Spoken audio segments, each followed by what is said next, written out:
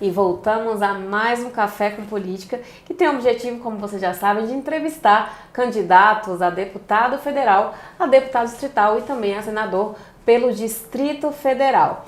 E estamos aqui agora com a Érica Filipelli, que é candidata a deputada distrital pelo PTB. Tudo bem, candidata? Tudo bem, graças a Deus. Estamos na luta. Né? Sempre, né? E Sempre, agora mais ainda, né? Mais ainda. Excelente. Candidata, esse é um espaço democrático, aberto, imparcial, onde a gente tende a conversar com os candidatos ao governo e também candidatos a deputado para entender as propostas e também apresentar as demandas dos servidores públicos.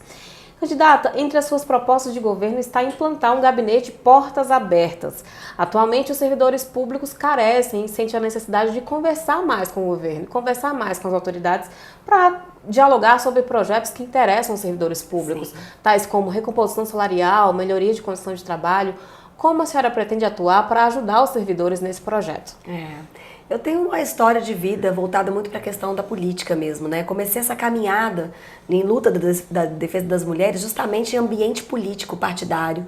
Então conheço muito como funciona, né? Trabalhei muitos anos também no Legislativo e quando eu coloquei essa proposta de gabinetes portas abertas, nada mais é do que trazer ali para o Legislativo uma forma de pensar, de atuar muito própria, muito minha, que é justamente com o diálogo, aberta realmente a ouvir. O papel do deputado é esse. Né? Com certeza é trazer, é sempre articular e lutar pelas demandas da sociedade. Por que não lutar pelas demandas também de setores como, por exemplo, dos servidores públicos?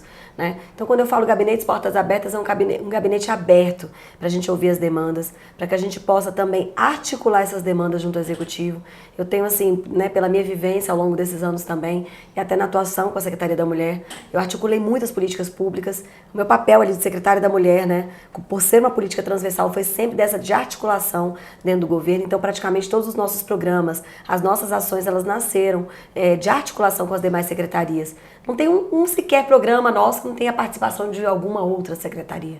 Então, com certeza, eu vou levar um pouco dessa minha experiência para dentro do Legislativo, abrindo as portas do gabinete, não só para que a gente possa receber, né, todos os setores, inclusive servidores públicos, quanto também para que a gente possa articular com o governo essas políticas, né, e essas demandas. E é interessante, candidata, porque o diálogo promove também que os servidores estejam inseridos no processo de construção de Exatamente. Políticas públicas de qualidade, né? Com certeza. Para que os servidores tenham também a oportunidade de falar os pontos negativos, os pontos positivos e os pontos de melhoria, né? Com certeza. Na nossa gestão à frente da Secretaria da Mulher, eu creio que a gente, mesmo com a dificuldade da pandemia, 2 anos a gente sem poder se encontrar, né, a gente atuou muito na questão até inclusive do concurso público. Era um interesse nosso, né, muito emergente, que era justamente a questão dos servidores, a gente ter mais servidores ali na Secretaria da Mulher.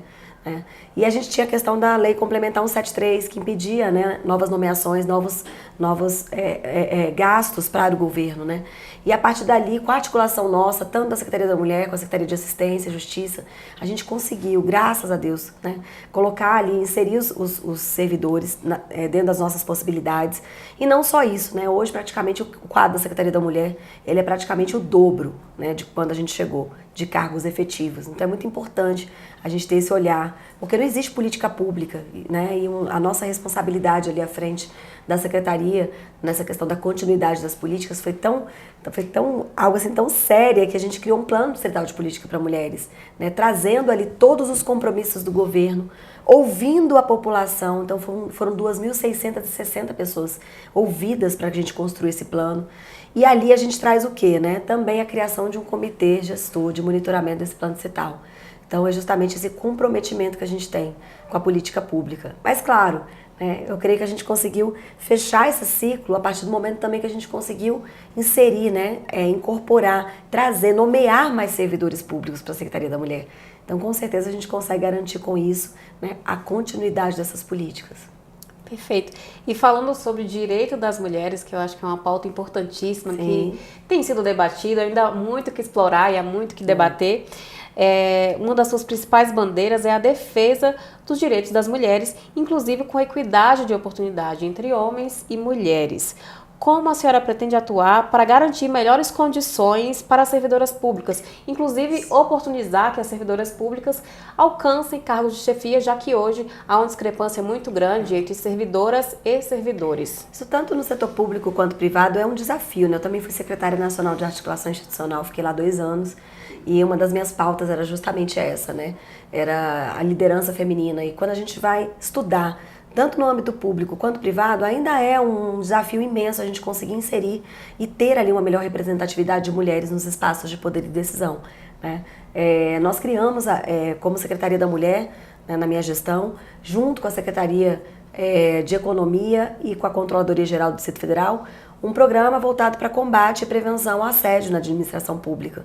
Eu creio que esse foi um passo importante, né, no sentido da gente conseguir sensibilizar todos os gestores, todo o corpo técnico, todos os servidores com relação à importância dessa construção de um ambiente igualitário, né?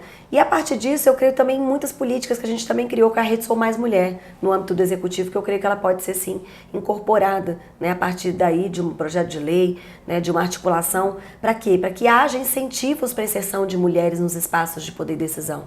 E como é que a gente faz isso? Justamente por uma política, né, como por exemplo a que a gente criou, a Rede Sou Mais Mulher, em que as instituições elas são premiadas, elas são valorizadas por uma série de iniciativas que elas se comprometem.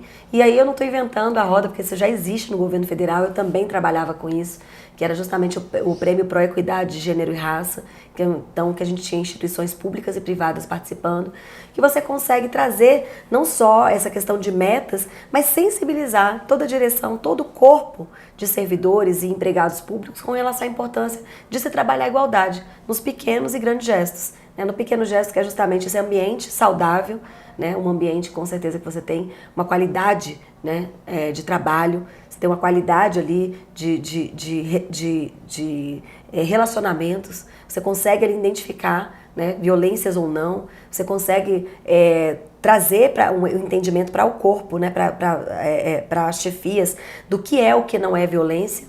E a partir disso você também consegue, né, inserir políticas positivas no sentido de incentivar aí, né, a participação das mulheres nesses espaços de decisão. Perfeito. Candidata, a senhora também se propõe a fiscalizar ações de saúde.